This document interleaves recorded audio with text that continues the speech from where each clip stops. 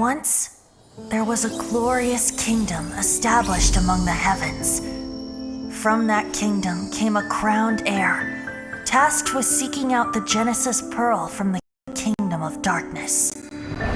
The first crowned heir began her journey of seeking the pearl. But she was deceived, and the memory of her noble origins faded. She now believed that she was the queen of the kingdom of darkness. But take heart. A second crowned heir had already taken up the path where the first had stumbled. This is the story of your journey, of your tale to be told.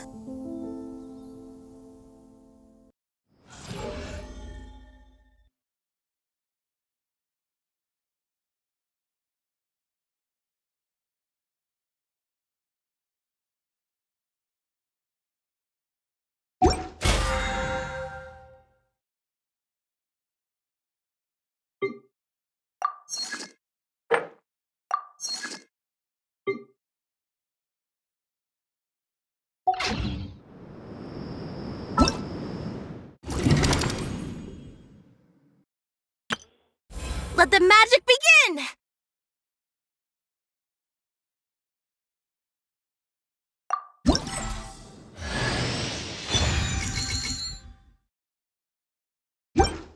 Let the magic begin!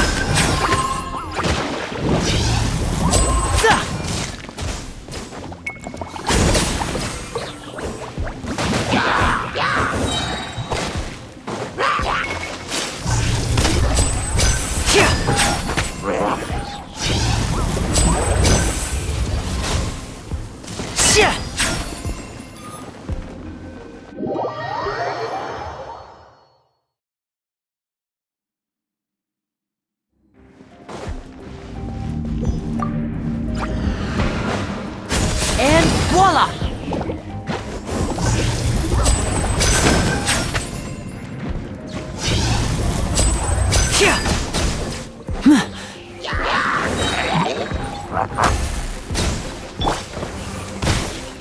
Everybody stand back! Here comes the finale!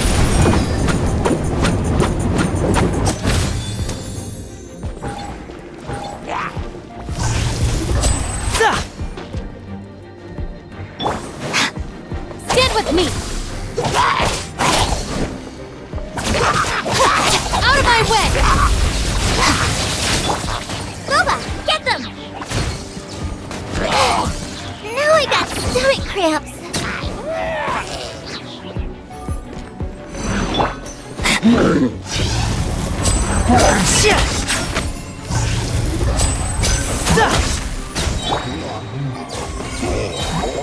Lightning terrified! A round of applause! Step right up!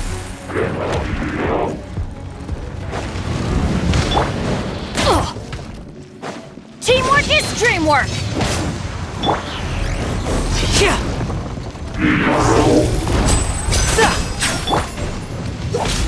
Our bond is strong!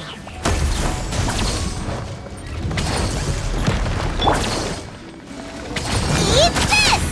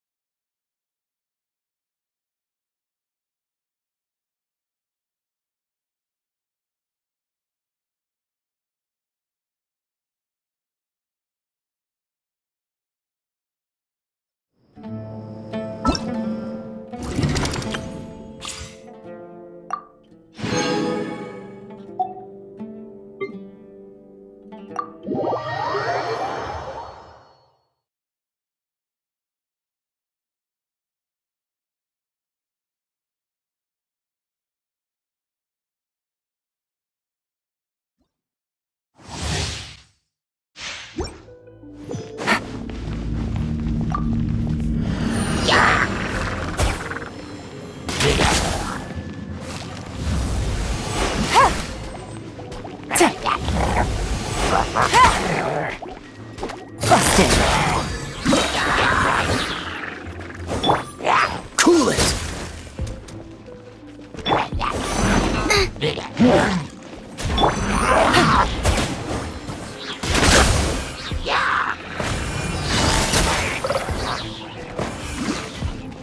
Game's up! Game's over!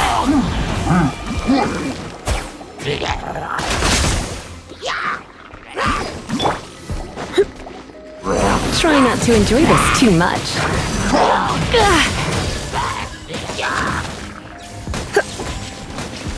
You're in for a little shock. This moment will be frozen in time. Freeze! Here comes the catch! Quietly now.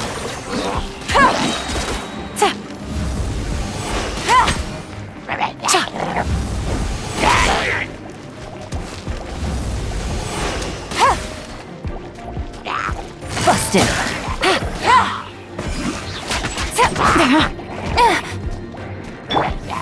Let's spark things up a little. You're toast! I'm so sorry. Game's up! Fun's over!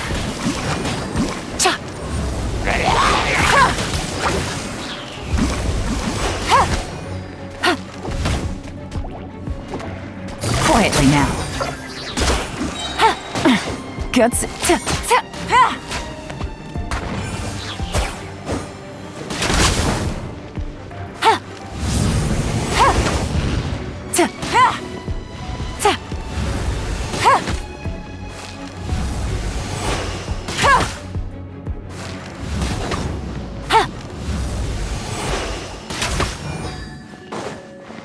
Busted.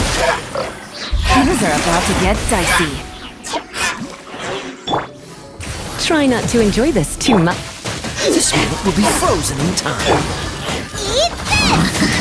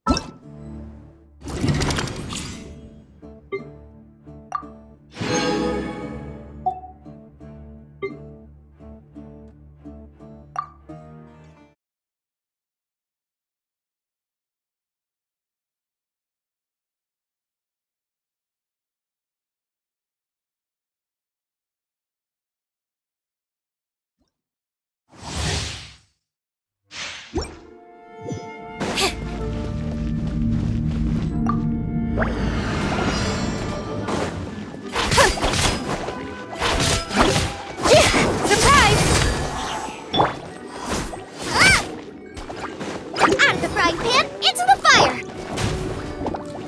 Zip on up!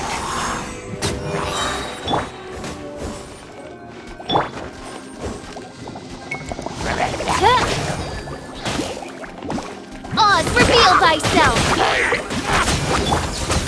Let the magic begin!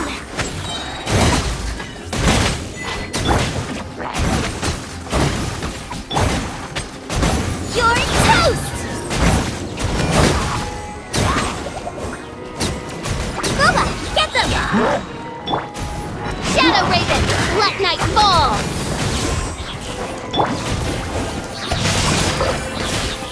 Ring cutter!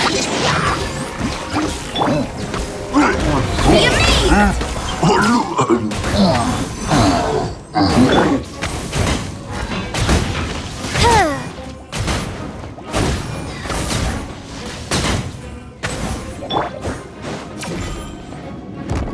Eat this!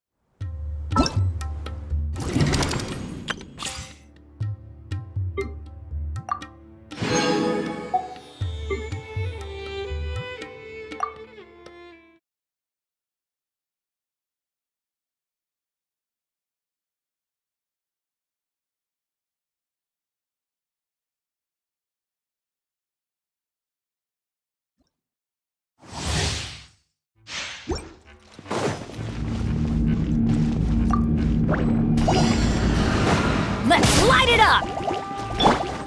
Nice and spicy! You've been a naughty boy.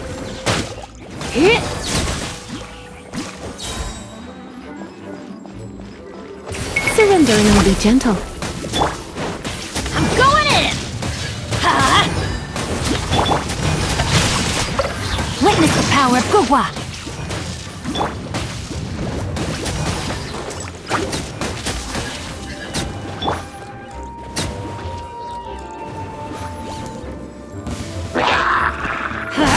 Teamwork is dreamwork! Out of the frying pan, into the fire! You're toast! Come a little closer. Blitz.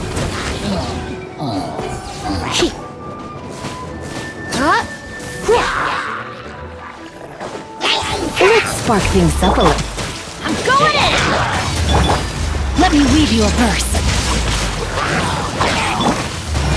Nice and spicy! Hey-ya!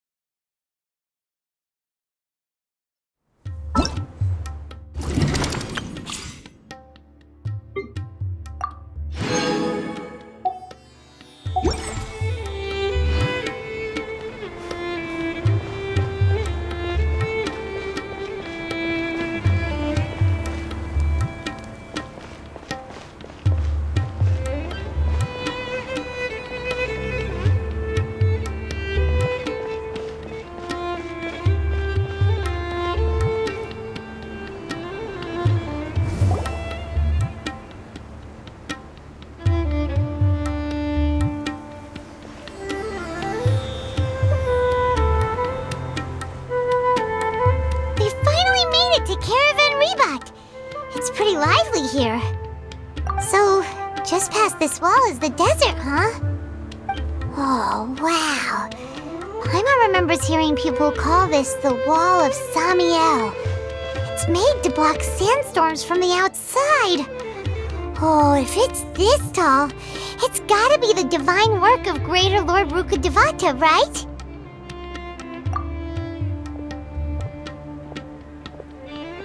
Enough gawking. Come on, follow me. Huh?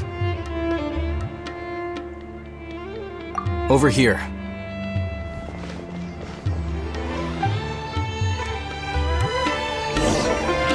Oh, Ethan went that way! Let's hurry up and follow him. Wonder what he's up to.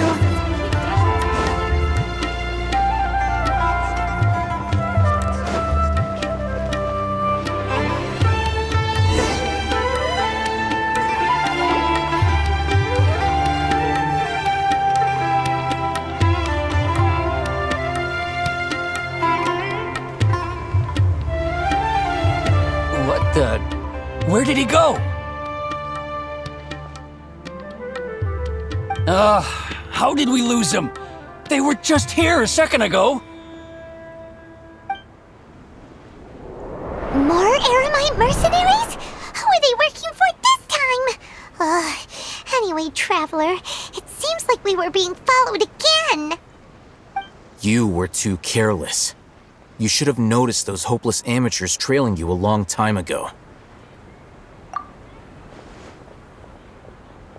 There's no need to thank me. I've never cared to keep track of personal favors.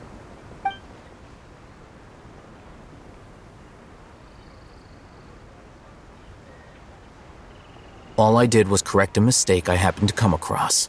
It's a habit I developed at the academia. You really gave Paimon a scare, Al-Haytham. We never thought we'd run into you here. Last time we met at Port Ormos, didn't you say you were going back to the academia? Wait, don't tell Paimon that you're here to take us back on their orders! Oh, so you've already landed yourselves on the academia's hit list. I can't say that I didn't expect it. However, had I wished to turn you over to the academia, don't you think you'd already be the Eremites' honored guests by now? Oh, right. You do have a point. I have no interest in running errands for that project. As a scholar, I've always belonged to the camp that promotes researcher autonomy. And these days, you're more fascinating than anything the sages can offer. Not quite. To tell you the truth, I'm still investigating the Divine Knowledge Capsule. Unfortunately, I've run into some difficulties. Everyone says the capsule originated in the desert and was eventually moved to Port Ormos. If I am to get to the bottom of this, I must understand how the capsule first came to be. Which brings me back to you and why you're so interesting. The leader of Ain al-Ahmar used the Divine Knowledge Capsule right in front of you, and upon seeing him, your expression became perplexed, and you were lost in thought for quite some time. To have that kind of reaction, I think you must have realized something. Are you interested at all in sharing what you've been hiding from me?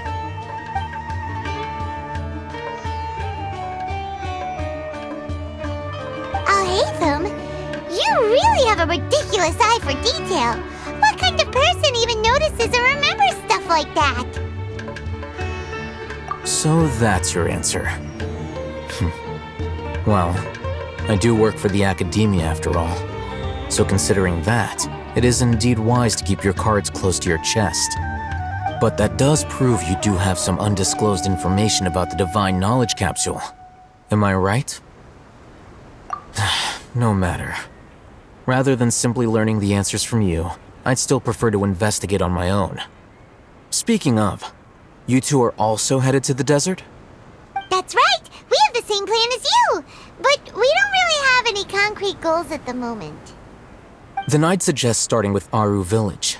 It's the largest settlement in the desert, so it'll probably have more resources and intel than anywhere else.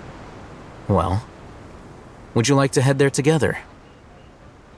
It's always better to travel with someone you know. Let's go!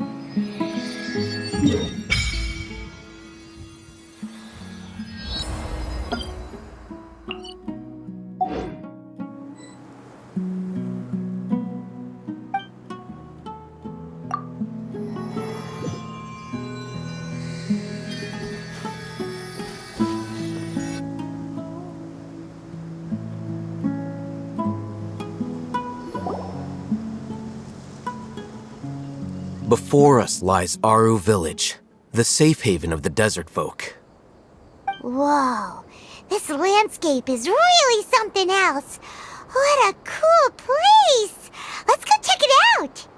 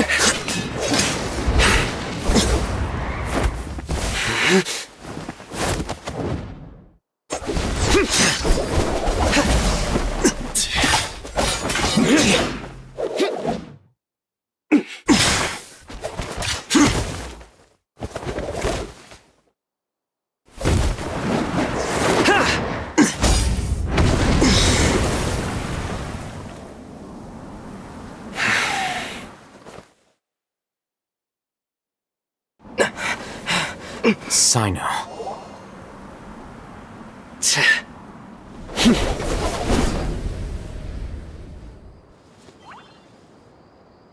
Unless my memory fails me, we have barely spoken 2 words to each other before now at the Academia.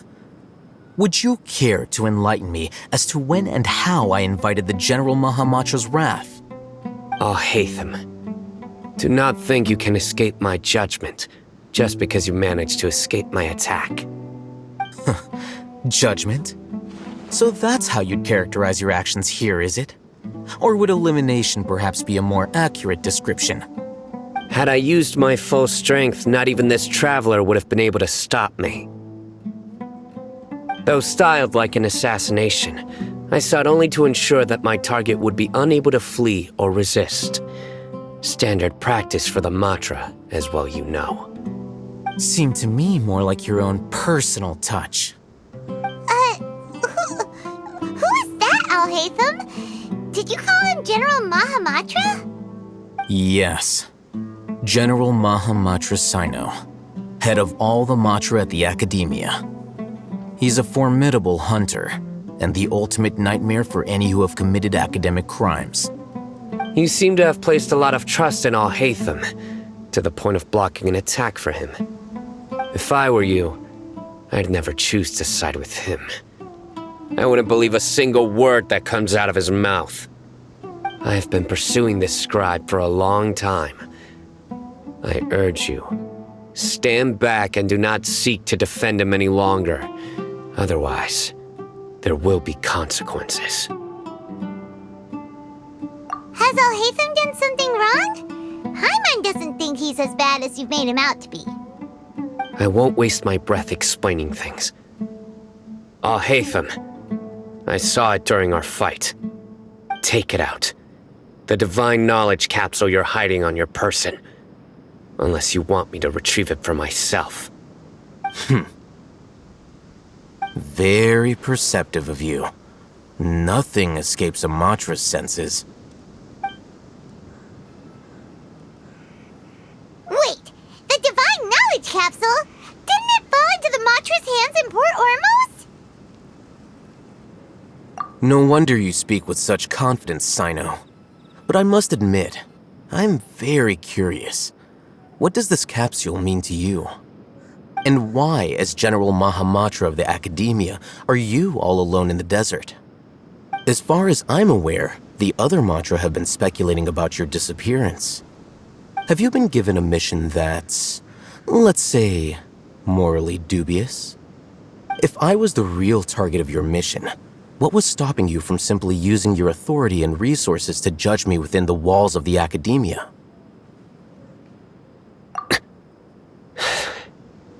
I should have known you'd be difficult to deal with.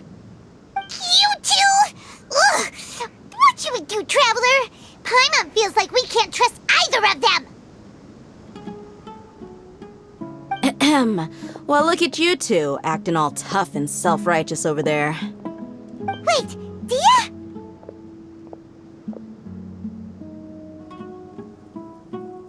Great! Finally, someone that we can trust! You gotta help us out here, otherwise these two are gonna start fighting again! Yeah, sure looks that way. Two giants from the academia duking it out once and for all. Not something you get to see every day, that's for sure. Listen, I know you academic types love to fill up your big brains with self-righteous morality and lord your empty rules and virtues over each other. But how dare you bring your petty disputes into the safe haven of Aru Village?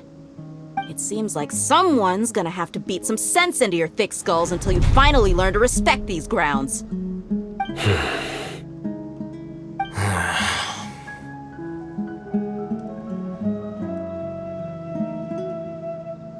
Hey, did either of you hear a word I just said?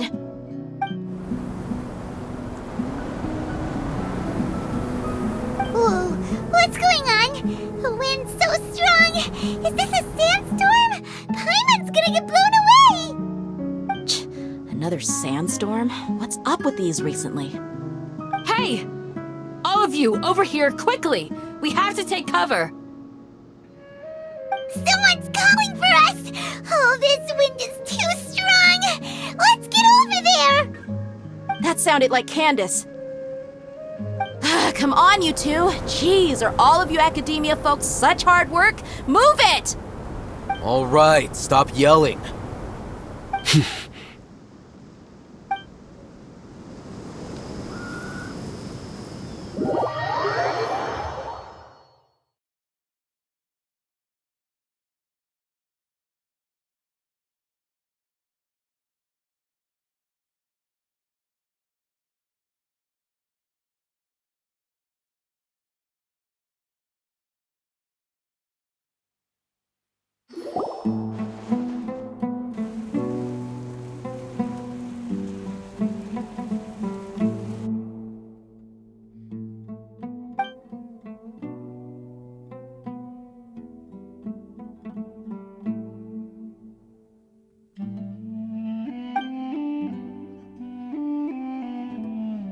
Well, this is pretty awkward. Hey, wanna play sardines with three people who wanna tear each other limb from limb? Sure, why not? Sounds fun. The air is so thick and heavy. Paimon can hardly keep floating anymore. My sincere apologies, everyone. This is the home of our village chief. I will have to ask you to make do with this small room until the sandstorm dies down. Please, let me introduce myself. I am Candace, protector of Aru Village. Our savior has come at last! Nice to meet you, Candace. The name's Paimon. Thank you so much for helping us. There's no need to thank me. It's only right to help each other when the weather gets rough. Wow, she's so gentle and caring, like a nice older sister. Unlike those guys over there. All right, now that we're all better acquainted, we should return to the topic at hand. As a guardian charged with the responsibility to protect my fellow villagers from harm, I was observing your conflict from afar, even before the sandstorm started. And now that you have set foot within our village itself, it is all the more my responsibility to make absolutely sure that you pose no threat whatsoever to us. So please, have an honest and sincere conversation with one another and put your hostile feelings to rest. If anyone dares to start anything again while they are under this roof, I will not hesitate to send them out for some quality time with the creatures of the sandstorm. Oh, on second thought, Paimon may have misjudged Candace's character. And that goes for you too, Miss Dia. Do I make myself clear? All right, we got it, Candace. That's what I like to hear. So, which of you will begin?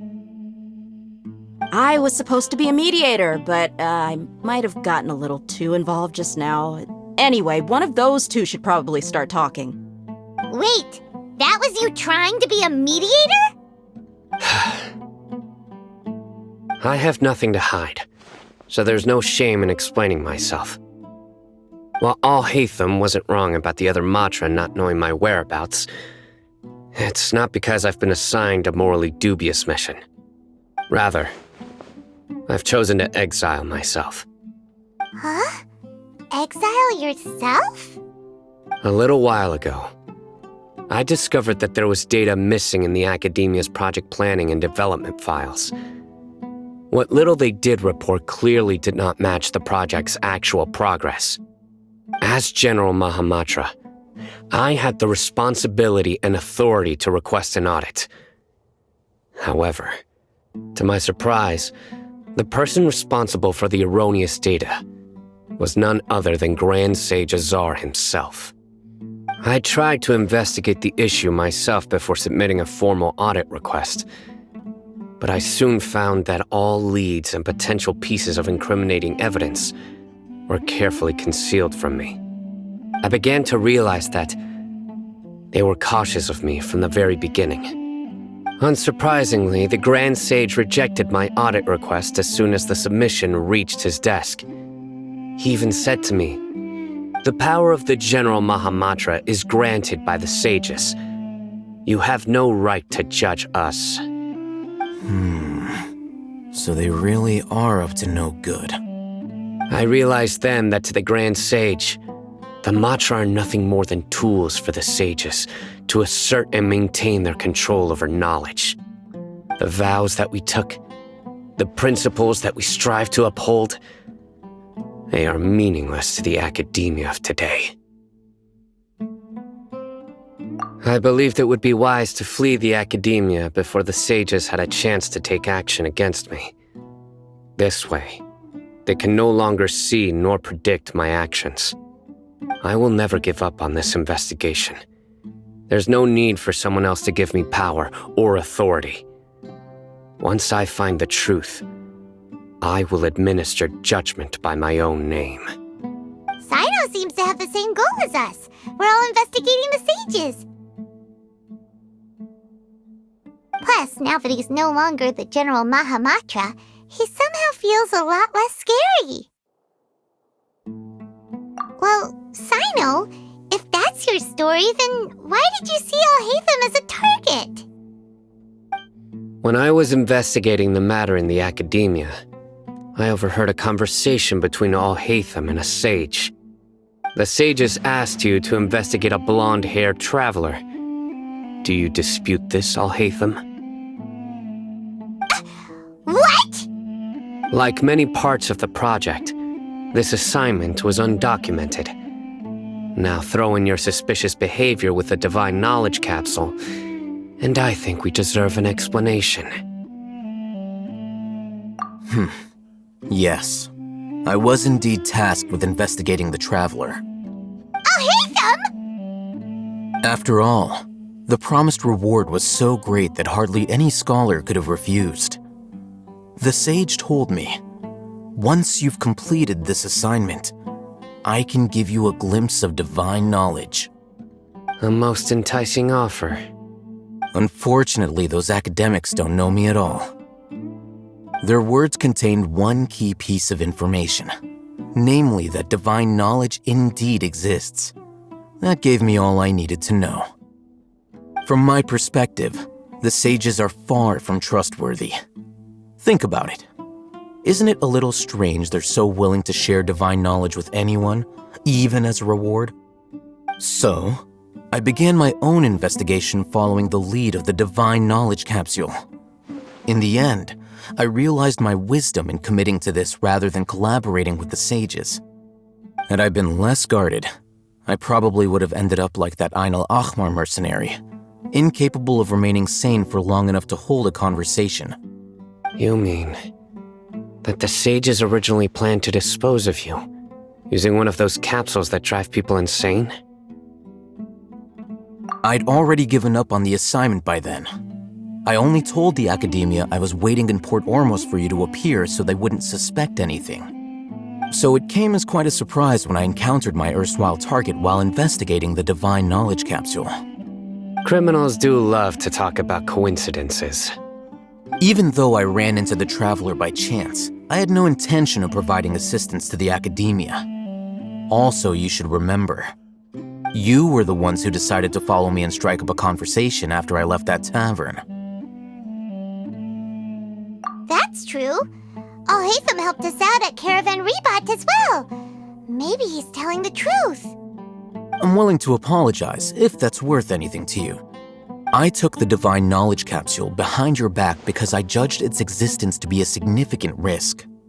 I felt that it would be best for no one to interact with it before it had been properly studied. After all, curiosity often proves to be the most dangerous thing in this land. You should be well aware, Scribe Al-Haytham, that curiosity can also lead you to danger and suspicion. Answer me this. Did the sages share any information about their project with you? Have I not made myself clear? You and I are both distrusted by the Academia. Do you really think they would tell me anything? Fine. Although you haven't completely proven your innocence, I won't regard you as an enemy, for now. As you wish.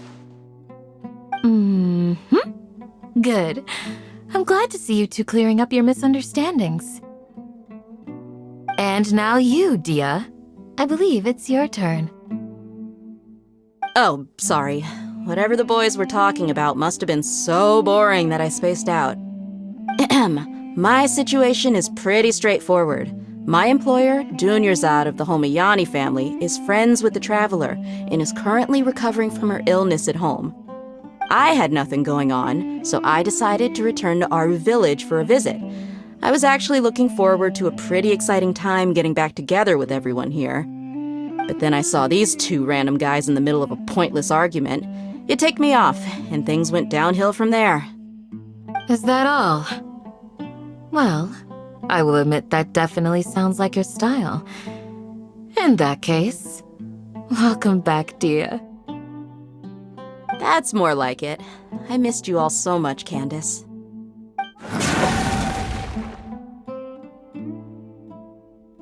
Whoa! What was that sound? No need to worry. Now that you're no longer at each other's throats, please make yourselves at home. I'll take a quick trip outside to clear out some of those creatures in the sandstorm. Creatures? In the sandstorm? Are you sure you don't want some backup? Fighting in a sandstorm is not for the faint-hearted. Anyone without extensive training in these conditions is at a disadvantage. You needn't worry. Yeah, just leave him to Candace. Don't worry, she's as tough as they come.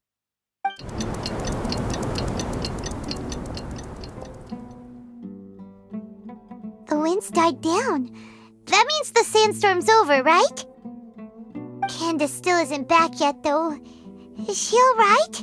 Maybe we should go out and check on her. When you put it that way, even I'm starting to feel a little worried. All right, let's go. We've been here long enough, and the boys are as chatty as the floor.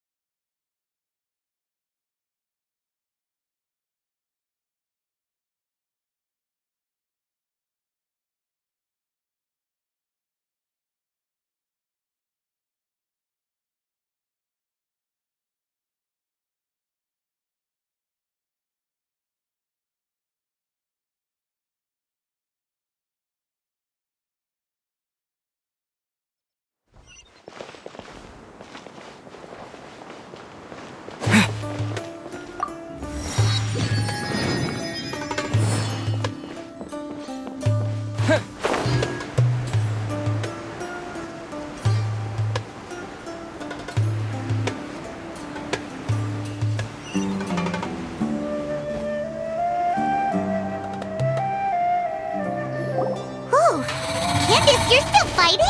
You've been out here dealing with these creatures the entire time? Yes. They just keep coming in waves. I've lost count of how many I've defeated. Before I realized it, even the sandstorm had stopped. Ah! Here comes another wave! Leave this round to us. I got interrupted earlier, but now I have something to take my anger out on. It's been quite a while since I've seen the flame main in action. I'll leave these to you then.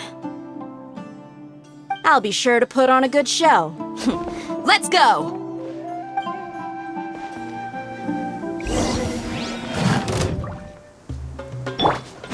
Out of the frying pan, into the fire! Scatter! Yeah!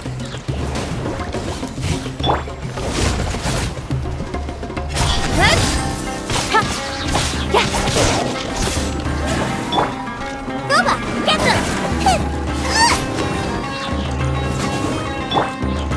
Yeah!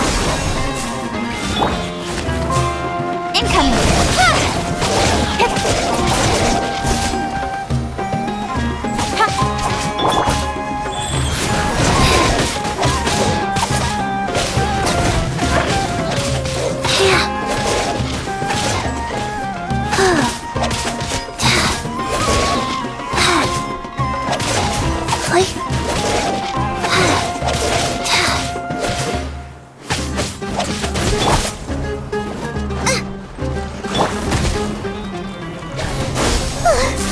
Here comes another wave!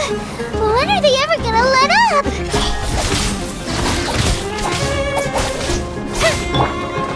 You're toast!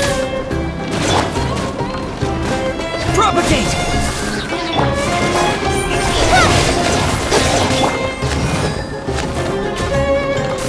Sacred name, fortune preserver, life goes on.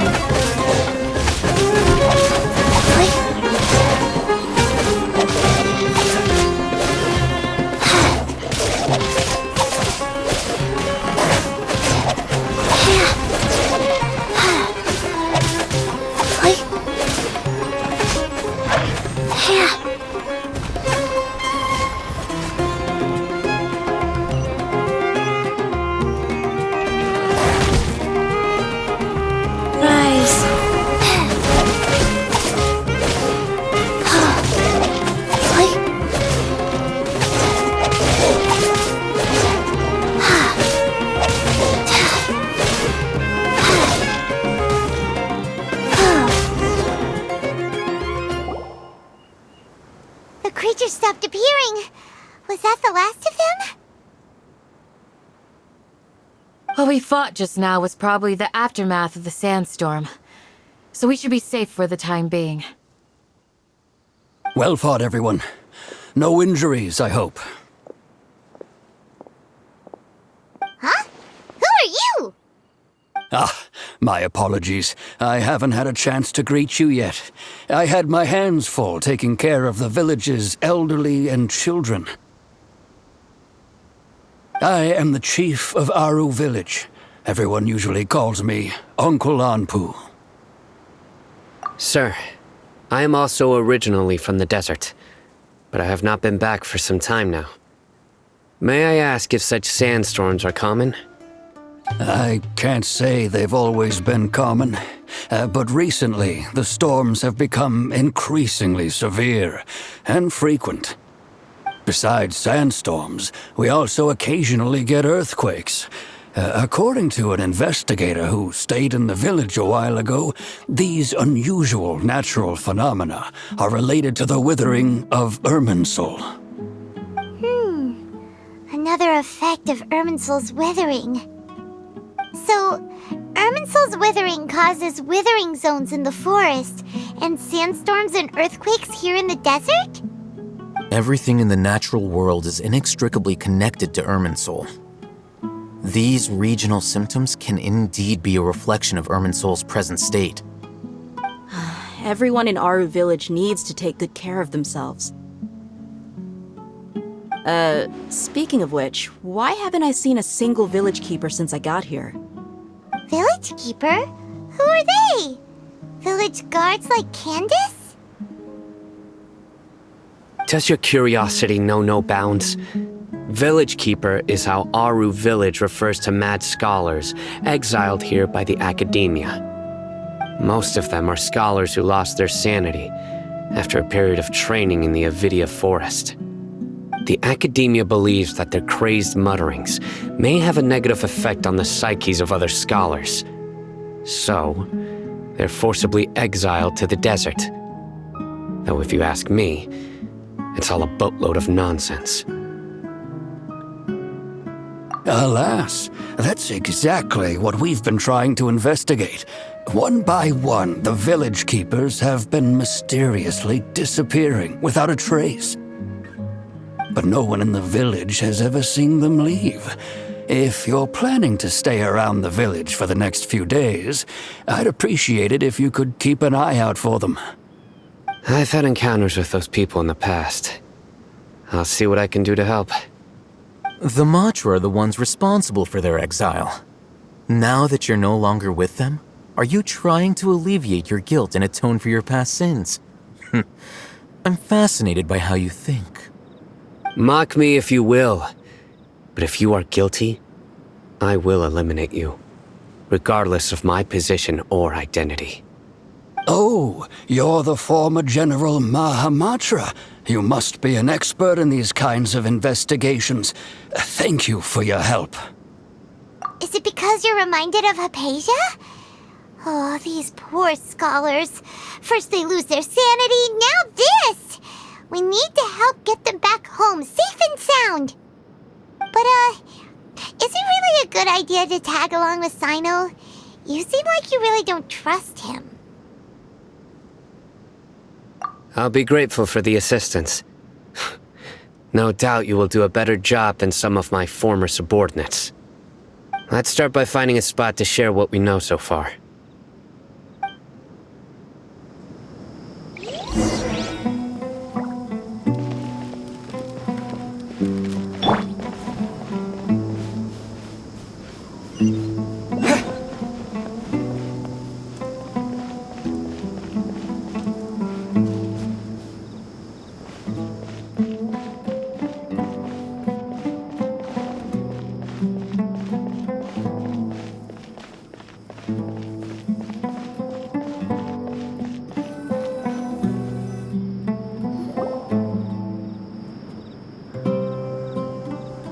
Although I've sent myself into exile, I'm still doing essentially the same things as before. Do you still have any questions for me before we start our investigation? One of my former subordinates told me that this title has its origins in a strange incident. The Academia has long exiled mad scholars to Aru Village. A mysterious phenomenon exists here. When mad scholars first arrive, they are as incoherent and deranged as before. But after spending some time here, they invariably begin to calm down. Initially, the people of Aru Village greatly resented having to take in the mad scholars. But a strange incident one night changed that. Aru Village was struck by the strongest earthquake in living memory. Seeing buildings on the verge of collapse all around him, the then chief of the village was preparing to take everyone to safety. Suddenly, he noticed a mad scholar crouching in a corner, caressing the ground with his hands. A soft, green light radiated from him, like a divine glow against the backdrop of night. Despite the powerful tremors that ripped through the ground that night, all the houses remained upright, almost as if they had grown roots reaching deep into the ground. In the end, not a single building collapsed, and no one was hurt. After that, the people of Aru Village treated the mad scholars with greater kindness, and began to refer to them as the Village Keepers. The soft green light? A mad scholar protecting Aru Village? What do you make of it, Traveler? Paimon thinks think so too. Actually, Sino, do you know if any of the mad scholars continued to wear their Akasha terminals at Aru Village? In theory, they would continue wearing them so the academia could still monitor their activities. With that said, the main Akasha system would no longer have any interaction with them. Oh, no wonder! Everything makes sense then! Add in the fact that they calmed down, it was probably Nahida who calmed them. If you are able to draw a conclusion from this one story alone, then it appears you possess much more information than I do. So, what do you make of the story? Really? Lesser Lord Kusanali. What? You don't believe us? Lesser Lord Kusanali was definitely using the Akasha to give her power to the mad scholars! No, it's not so much that I don't believe you. I'm just struck by your reasoning. Lesser Lord Kusanali, the current Dendro Archon, is she really active in Sumeru? The Academia has always placed far greater importance on the late Greater Lord Rukkhadevata. They've more or less ignored Lesser Lord Kusanali, and I've never had any reason to doubt their views. In addition, I've never heard any stories about Lesser Lord Kusanali and her deeds. To me, she might as well have been a god that never existed. No way! Nahida definitely exists! She's a... how should Paimon put it? She's a good Archon who's kind and wise, even if she says weird stuff sometimes. I've spent many years interrogating criminals, so I can easily tell when someone is lying. Good! Then you should know that we're telling the truth! That look in your eyes. I've never seen that from a liar. You two really must have met Lesser Lord Kusanali. How can this be? To think, our Archon has been amongst us this entire time. Alright, now it's our turn to put our skills to good use for this investigation. But easier said than done, especially since we don't have any leads. Maybe we can start by knocking on some doors. Excuse me, are you here to help me find my grandpa? Huh? Who are you? By the sounds of it, a resident of this village. My name is Isak. You'll help me find my grandpa, right? Is your grandpa a mad scholar? Hey, don't say that. Grandpa is just Grandpa. Why do you have to call him that? It's not like he's a bad person or anything. The person you're referring to is not a local, yet you are. Why do you call him Grandpa? Grandpa is just Grandpa. He's my family. I heard everything you said to the village chief. Please, you gotta take me with you. I want to find my grandpa. I swear I'll help. I won't be a nuisance. Ah, so you're the one who was eavesdropping on us around the village chief's house. I was planning to go out and take care of whoever it was, but I had a vague feeling that they didn't harbor any ill intent. Whoa. Hatham wasn't kidding about Matra having sharp senses. Sino, he's just a kid. All he wants is to find his grandpa. Let's find a way to help him. Sorry. I was only listening in because I wanted to know where Grandpa went. Honest. If you don't believe me, you can ask Miss Candace. All right. But first, let's confirm the facts with Candace.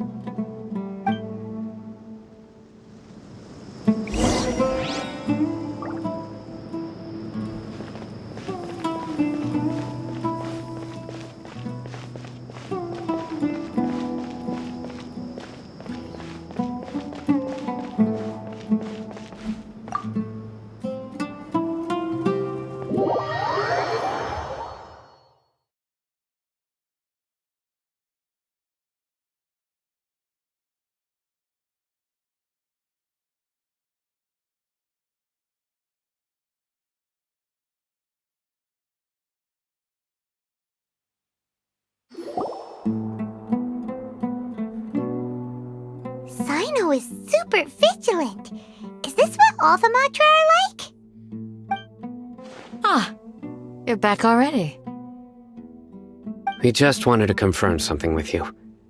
Do you know a boy by the name of Isak? I had a feeling he'd go looking for you. Huh? You knew this would happen? Yes. Although he tried his best to stay hidden, I still noticed him eavesdropping outside the window. He really wants to get his grandfather back. Isak's parents were both Aramite mercenaries who rarely returned to the village after finding employment in the city. He was raised by his grandfather. Unfortunately, it was only a few years before his grandpa passed away. Isak was still very young at the time, so various families in the village took turns caring for him so he could survive. Later, an elderly mad scholar arrived at the village. Isak thought the scholar bore a striking resemblance to his grandfather, and thus often spied on the man. However, the scholar was unkempt in appearance and incoherent in speech. Although Isak referred to the man as his grandpa, he was afraid and didn't dare to approach him. One summer night, the oft-mumbling and bumbling grandpa suddenly calmed down and seemed to become more lucid. He even noticed Isak hiding in the distance. So Grandpa walked up to Isak and patted him on the head. He even took Isak to the entrance of the village, where he patiently taught the boy the names of the stars and accompanied Isak until he fell asleep. The next morning, Isak woke up and wanted to go find his grandpa again, only to realize his grandpa no longer recognized him. However, even so, Grandpa retained his calm expression. It's said that those who saw the scholar claimed he no longer appeared to be crazy, but appeared to be living in his own world, almost as if he were sleepwalking. Isak was thrilled that his grandpa was able to find peace and would follow him all the time, asking him things like, "Grandpa, want me to take you somewhere fun?" Or, "Grandpa, could you tell me stories about the stars again?" All this somehow just makes Paimon feel really sad. It seems like they both deserve so much better. Perhaps. Nearly everyone who lives in the desert has some form of hardship or regret. But even so, we must still continue on with our lives. It's also my reason for fighting. I must continue to protect this land.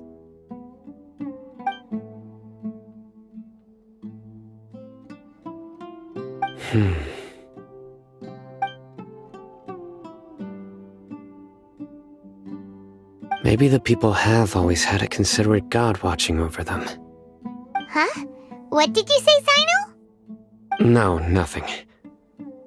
As long as Isak keeps his word and doesn't get in our way, we can take him along. Perhaps you are more compassionate than I gave you credit for. Please accept my thanks on Isak's behalf, Sino.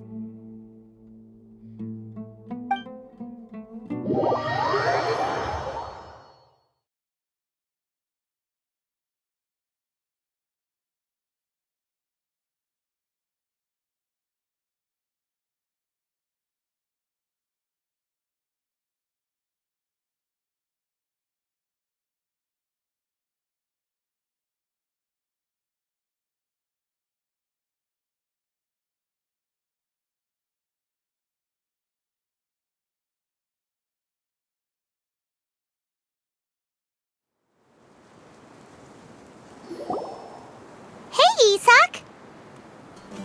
Oh, it's you guys! We've cleared everything up. Let's go find your grandpa. Really? Wow! Thank you so much! Yeah! Alright. Let's ask the local residents some questions first.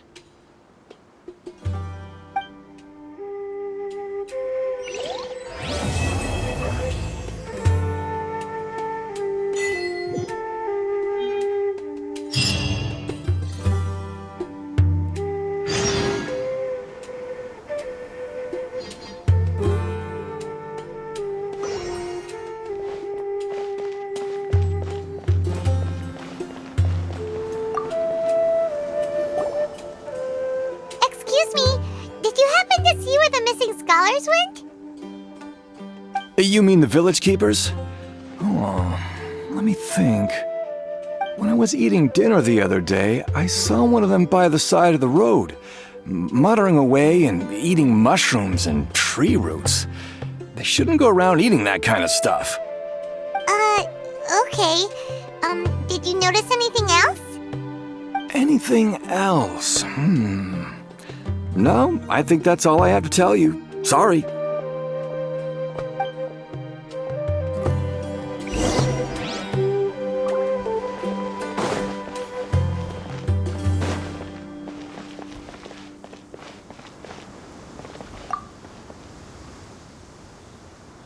The scholars that have gone missing. Have you seen them? Those eyes. Those fierce eyes. You look like a real fighter. Don't change the subject. Right. You were asking about the mad scholars.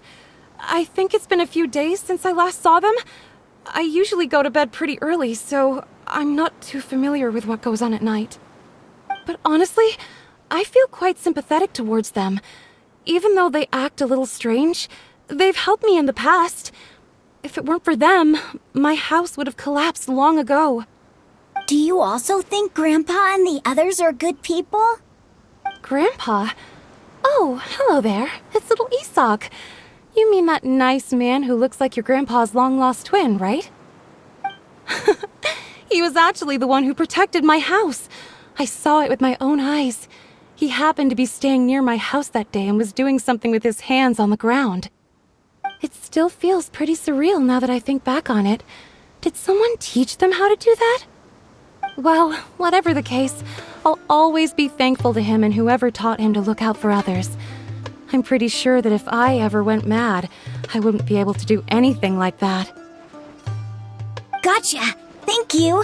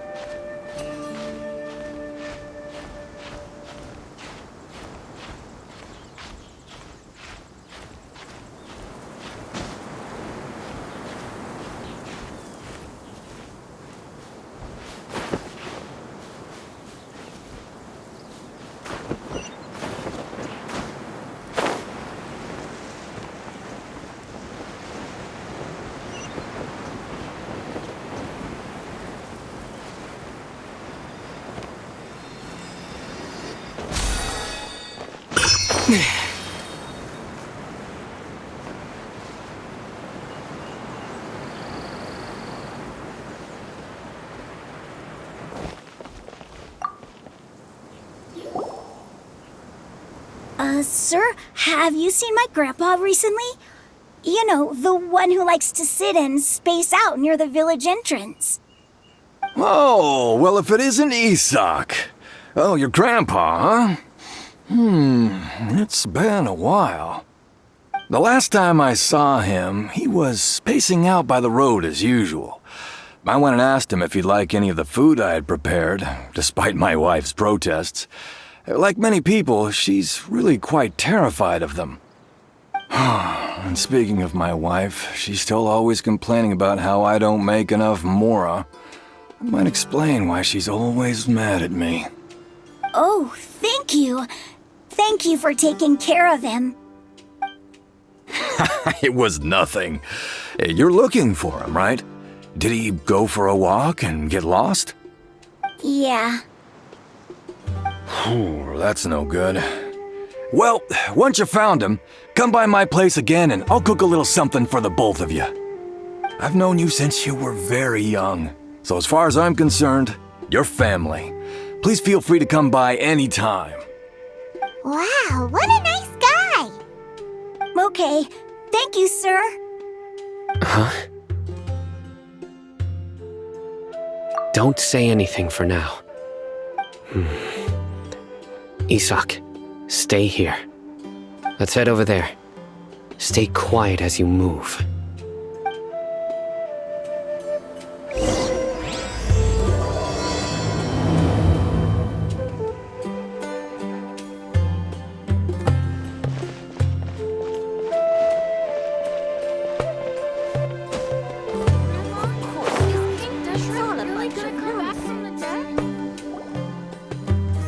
Listen, see if you can make out what they're saying.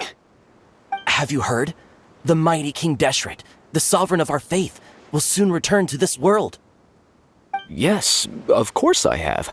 King Deshret is the one and only true ruler of this land. I've never believed in any other gods. Still, you say he's coming back, but it sure doesn't feel like life's about to change around here anytime soon. What's your proof? Haven't you noticed? The village has been getting more deranged scholars than ever. Delavar was saying that many people also went insane just before the fall of King Deshret's civilization in ancient times. We don't quite know why, but it seems like there's some sort of connection between insanity and King Deshret. Isn't it a sign of King Deshret's power that all the mad scholars have disappeared? If you ask me, they must have been chosen as the final sacrifice for King Deshret's resurrection. Huh. Now that you say it, that does make some sense. Does this mean our lives are finally going to take a turn for the better? Exactly. Those city folks will get what's coming to them. Now, repeat everything you've just said from the very beginning. Huh? Who are you? Where did you come from? My patience is running thin. You heard what I asked.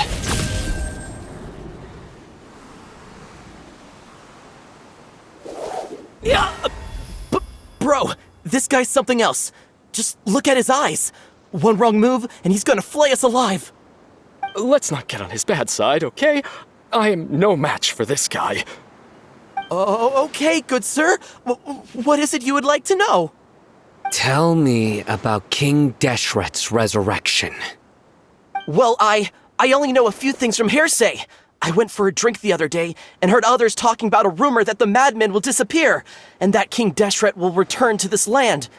I'm not making this up, I swear! Hey, go on, keep talking. It's true. It's all true, sir. We desert folk have had more than enough of those people at the academia. They keep sending us all their mad scholars and won't let us have a good life. Would you want to live like this if you were in our place? The radicals were even more thrilled than me when they heard the news. We're all praying for King Deshret's speedy return. Delavar also said that once King Deshret returns to our side, it's only a matter of time before we conquer the land on the other side of the wall. They're all willing to serve under King Deshret and fight for a share of the glory. Is that so? Seems like he still wants to know more. Keep talking. Got it. At first, I told myself it was just the drink talking, but then all the mad scholars vanished without a trace, just as the rumors said. Please don't beat me up just for mentioning these rumors. If I'm guilty, then everyone else around here is also guilty. I'm just saying what the others said. The people here really like King Deshret, but dislike the Dendro Archon. Where is this radical person you talked about? I haven't run into him over the past few days, so he probably hasn't been around the village. What about you, man? Have you seen him at all? No, not at all. We wouldn't dare lie to you. He's really not here right now. Sounds like you're not too close with the radicals. No, of course not. All we know are their names.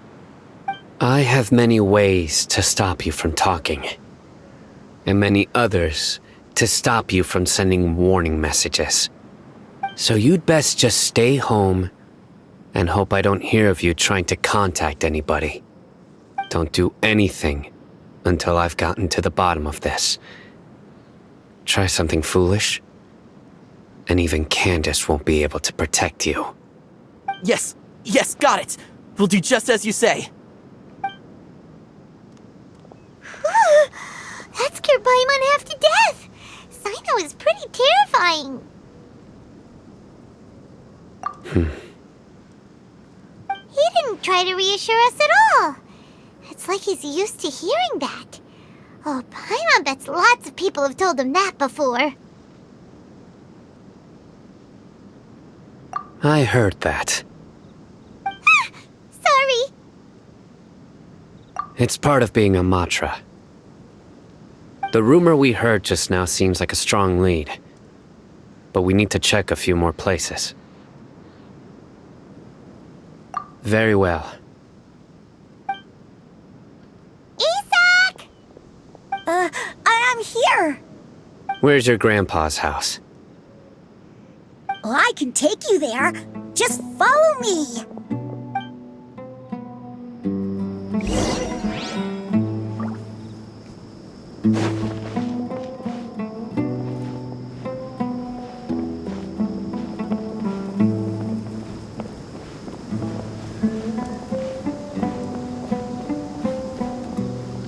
Grandpa, he likes to be alone. Sometimes he stares at the sky in a daze, and other times he just pokes at the ground with his fingers. Every now and then, he yells out at the top of his lungs, so a lot of people are really scared of him. But he's a good person, really. I know he is. I swear, he's just like my real grandpa.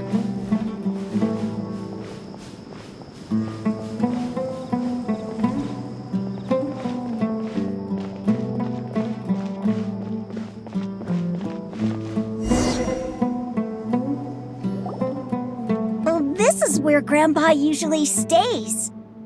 There sure isn't much here.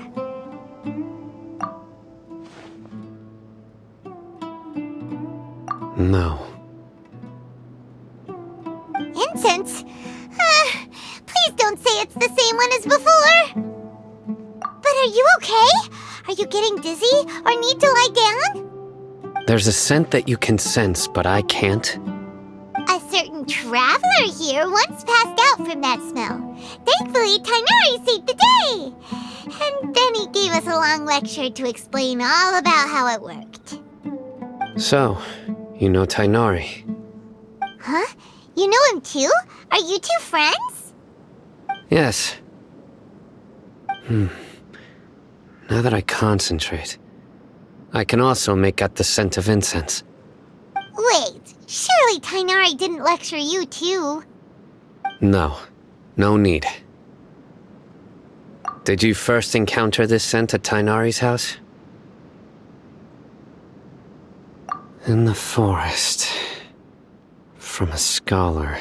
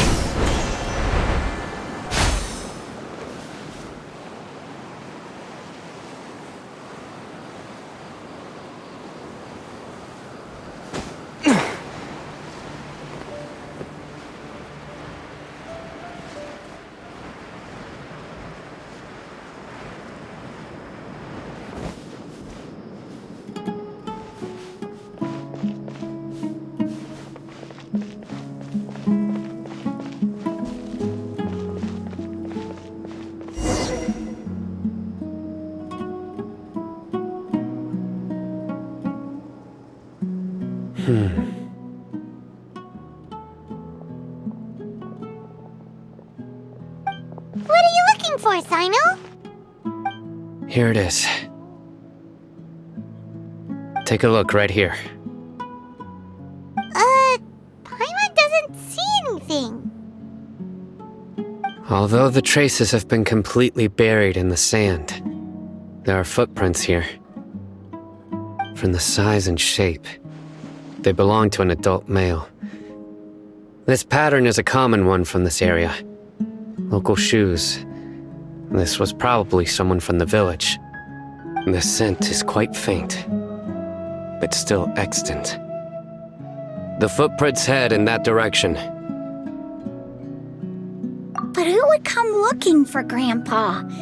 He doesn't have any friends. We'd have to ask whoever lured him away with the incense. Huh? So you can lure someone away with just a scent? Hey! What's wrong with liking good food? Everyone's got something they love in life. Exactly. Most scholars are fond of incense, since the smell supposedly helps them clear their minds and discover new knowledge. Even deep within the clutches of madness, they still yearn for their knowledge-seeking days, and will follow the scent whenever it presents itself. No, Grandpa. So, someone's taking advantage of their weakness? Huh. Still, why would anyone want to abduct all the scholars? Are the rumors really true? Could the disappearance of all the mad scholars have something to do with the radicals? It's highly likely. Please, you have to save my Grandpa. Grandpa's never done anything wrong. Please help him. Sounds like we'd better help get him back. Don't you worry, Isak. We won't let whoever took him get away with it. Let's head to Aru Village and inform Candace and the others about what we learned here. After that, we'll set off to find the scholars.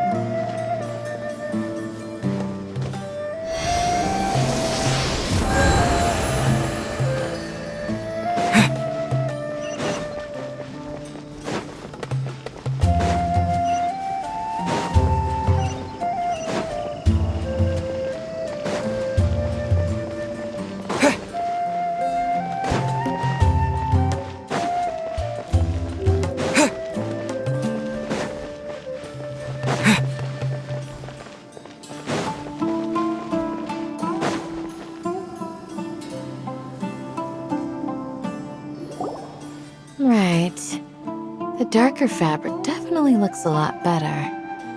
That'd be my choice, too. We're back, Candace! We've got a lot to tell you. Ah, welcome back. Sounds like everyone's friends already. Oh, Dia's here too! You bet. So, everything goes smoothly? Reasonably. All.K didn't go with you? We haven't seen him at all. Huh.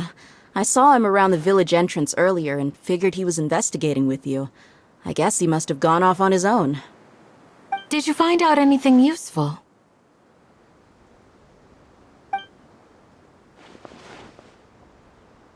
I see. So someone used a kind of incense to lead the exiled scholars away from the village.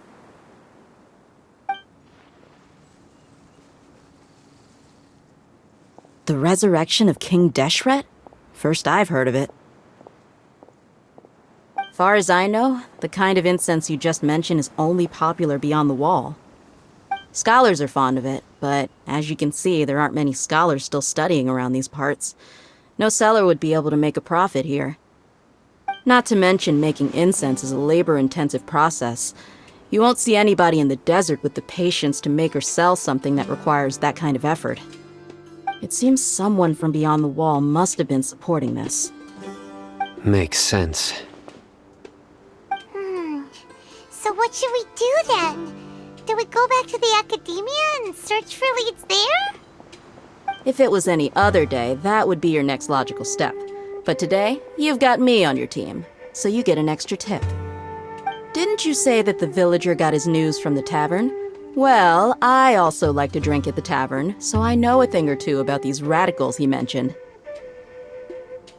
If Paimon remembers correctly, the leader of the radicals is some guy called Delavar. Ah, yeah. Delavar, the scar-riddled bandit, Engur, the wide-eyed butcher, and Jabari, the duck-tailed bearded crook.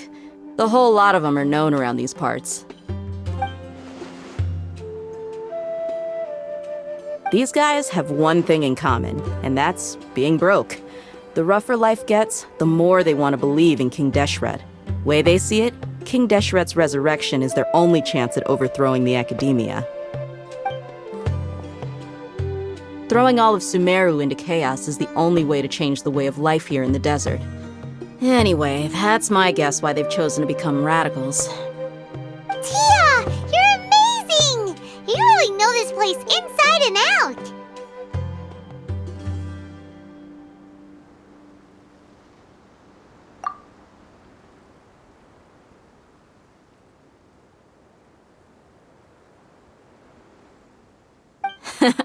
No merc can afford to slack off on gathering intelligence. Every more I've spent in the tavern has been a valuable investment. Let's head out. Now hold on, you're staying right here, Sino. Why? Aru Village is not a big place. Outsiders stand out here like a sore thumb. I'd bet word about you has already gotten out. The desert is unforgiving, so the way of life here is also a lot tougher than on the outside of the wall. You survive on making connections out here. Compared to you, mercs like me are just third-rate amateurs. I've got no actual fighting skills to speak of. But that also makes it a whole lot easier for me to gain the locals' trust. I need to go around and ask some questions, but it'll be difficult if you're with me. Fine. Good. Then we've got a plan. The Traveler and Paimon will go to Caravan Rebat with me, and we'll try our best to figure out where the mad scholars have been taken. Sino, you'll have to stay in the village and continue investigating on your own. Alright, sounds like a plan!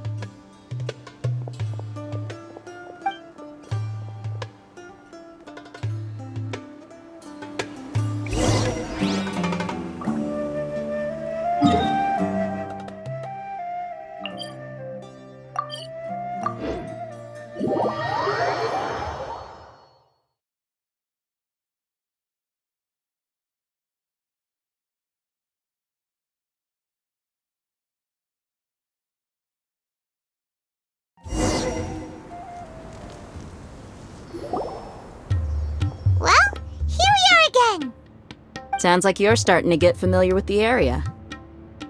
Paimon's amazed every time we see the wall of Samiel. How can a wall this tall even exist? It's almost unreal. I know what you mean. I had the same question every time I walked this way when I was a kid. Also, why is this high wall here? And can a wall really block sandstorms? It was only after I grew up that I realized the wall of Samiel isn't just there to keep out the sandstorms. It serves a more important purpose, keeping out people like us. Sumeru is run by wise and mighty sages. To them, us desert dwellers are nothing but tools that can be used and discarded at their whim. We're cheap labor, like livestock, but easier to control. Nothing more.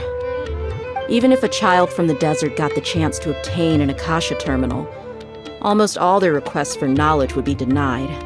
The academia believes we're underserving. Geniuses like Sataria are 1 in a million. The other children never get a single chance to try and rewrite their fate, even though the academia knows very well that we're humans, just as they are. That's terrible.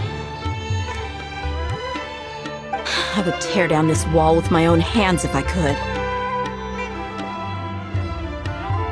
Hey, Dia. You're not thinking about doing anything scary, are you? No, not at all. This place just gets me thinking, that's all. Besides, we're here to procure information, aren't we? Yep, we gotta catch those... Shh. Caravan Rebot is crawling with people, so be careful what you say. We don't want anyone to find out what we're here for.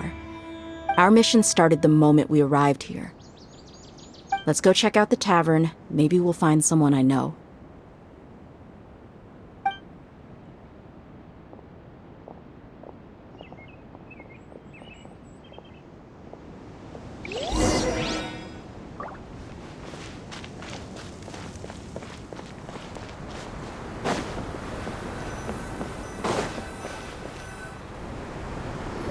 Just our luck. None of them are here today. You mean, you don't see anyone you know? Dia, is that you? What a coincidence. You here for a drink too? Zaki. Finally, a friendly face. Oh, and who do you have with you here? Guests from another land? Hello, hello. I'm Zaki. Dia's, how would you put it? Drinking buddy? We've had drinks together a few times. You could say we go back a ways. Anyway, as far as my friends here, they aren't too shabby, are they? You rarely see any Outlanders so friendly and respectful nowadays. Absolutely. Much better than those people on the other side of the wall. So, Dia, are you looking for someone? Yeah. Have you seen Engur, Delavar, or Jabari recently? Of course I have. Matter of fact, we were all here drinking together just a few days ago. I've got a spice trading deal from another nation.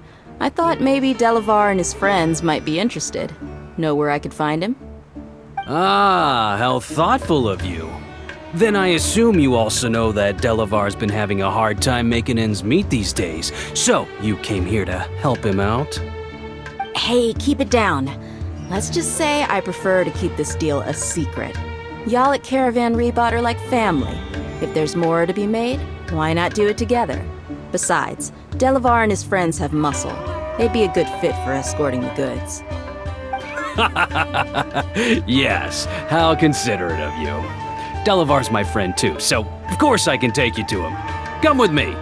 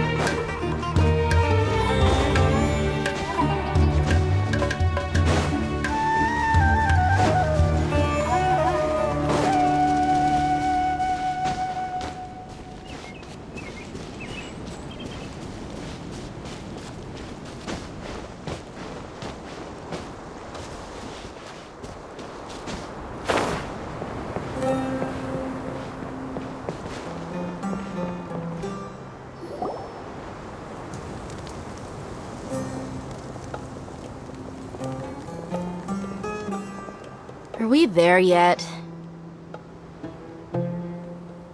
Yep, this is the place.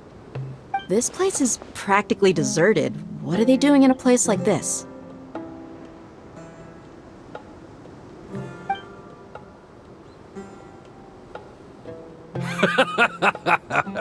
Why don't you take a guess? Go on, a wild stab in the dark.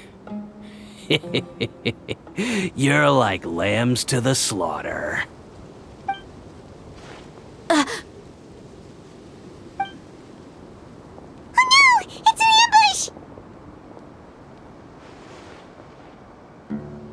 ambush! What's this all about, Zaki? Come on, Dia. You really think we didn't hear about what you said back in Aru village? The boys have kept a close eye on you from the moment you set foot there. Not only do I know that you're looking for Delavar, I also know that you've teamed up with people from the Academia to look for the missing scholars. So, you've been watching us from the very beginning? Uh-oh. Paimon knew leaving Sino behind was a mistake! And you left the strongest one in the village, didn't you? Who do you think you are? You really thought we'd fall for your little business deal nonsense? So you and Delavar have been partners all along. Dia, I guess it's only natural for a traveling mercenary like you to be out of the loop. Those of us who hang around the tavern have stronger bonds than you think. But you got one thing right. We're all looking forward to an uprising in Sumeru. There's nothing more we'd like to see than the desert folk overthrowing the Academia. If that's the case, then I'm sure Delavar wouldn't miss a second of it. I'll be honest with you. If it weren't for what you said in the village, your little monologue about the Wall of Samiel would have convinced me that you're one of us. Delavar. And Engar, you're here too, huh? Long time no see, Miss Mercenary. You should have known that traitors are what us followers of King Deshret despise the most. Dia, I thought that you, a fellow desert dweller, would understand why King Deshret is greater than the Dendro Archon. Little did I know, you don't deserve to join us. Yeah, gee, what a missed opportunity. Adopting radical views and kidnapping innocent scholars, all because of some baseless rumors. Anything else I'm missing out on? See? There you have it. Mercenaries are just a bunch of faithless scum with only one thing on their minds. Mora. Pathetic. You're all like a pack of street rats. You're not wrong. Mercenaries are driven by Mora, and my faith lies with whoever's paying me. As long as there's a profit to be made, anyone can become my friend. Enough talking! Get him!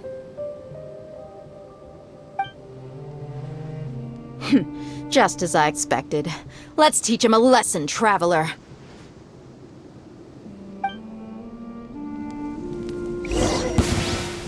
Following orders. New punching bag. Out of the frying pan, into the fire! Take that! Scatter! Speed of light!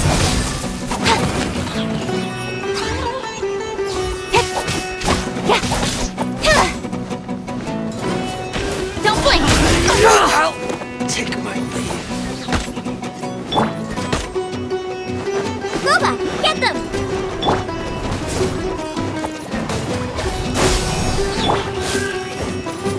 Speed of light! Hey!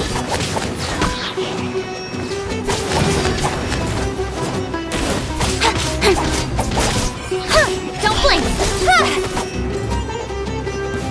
Take that!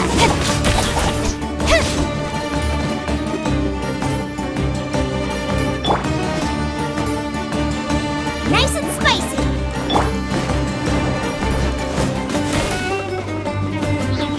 Propagate! Speed of light! Hey!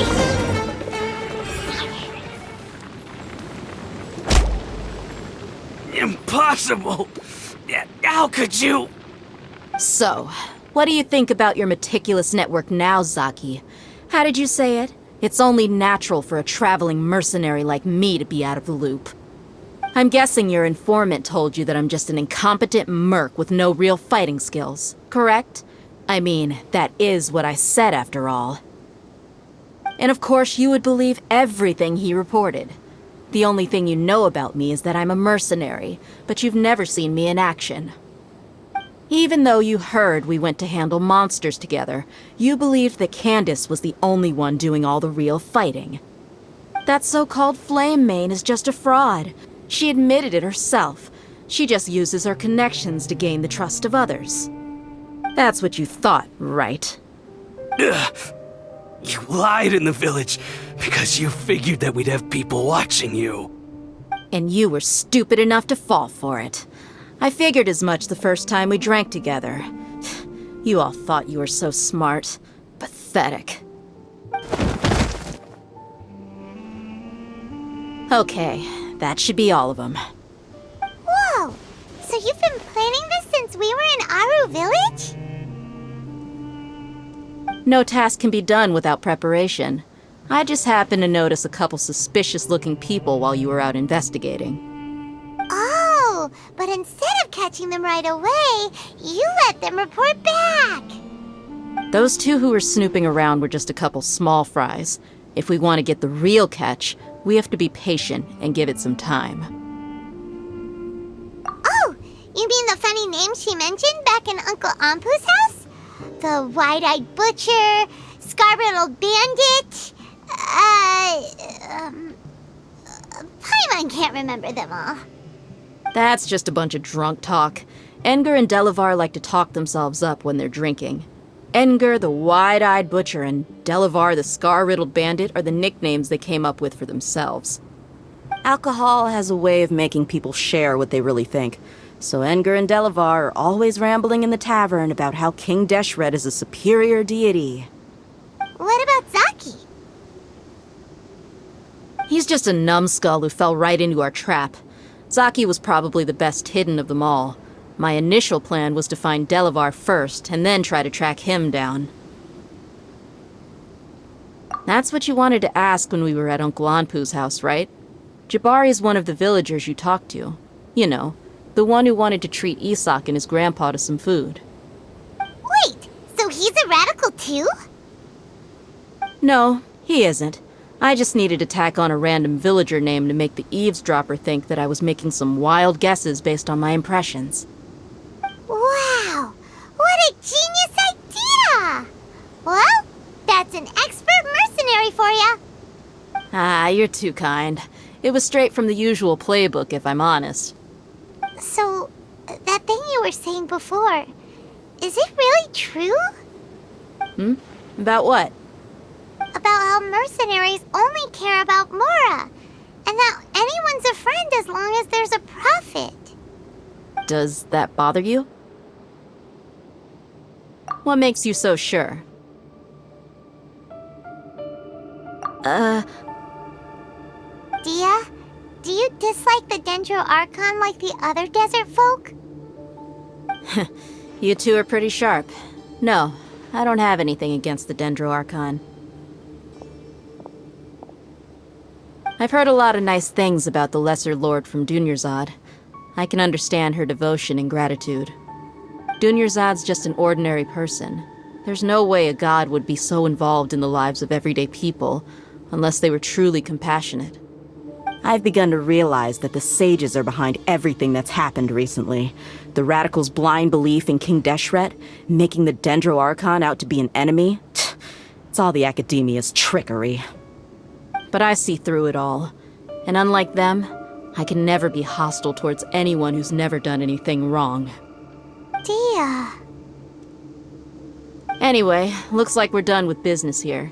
Traveler, lend me a hand. Let's tie him up and bring him to the village.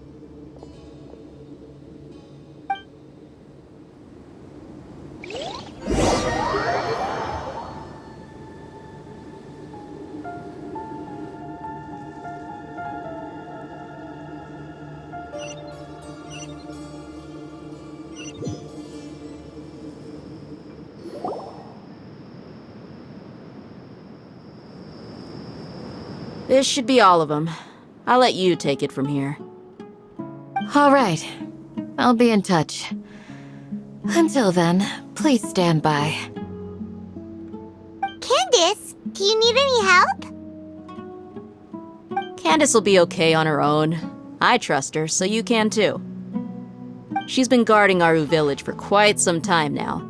If anyone is qualified to question the offenders, it's her. While I'm questioning them, why don't you pass some time by exploring the area? I'll meet you back here tomorrow morning, Traveler. As for these idiots, let's just hope they live to see another day.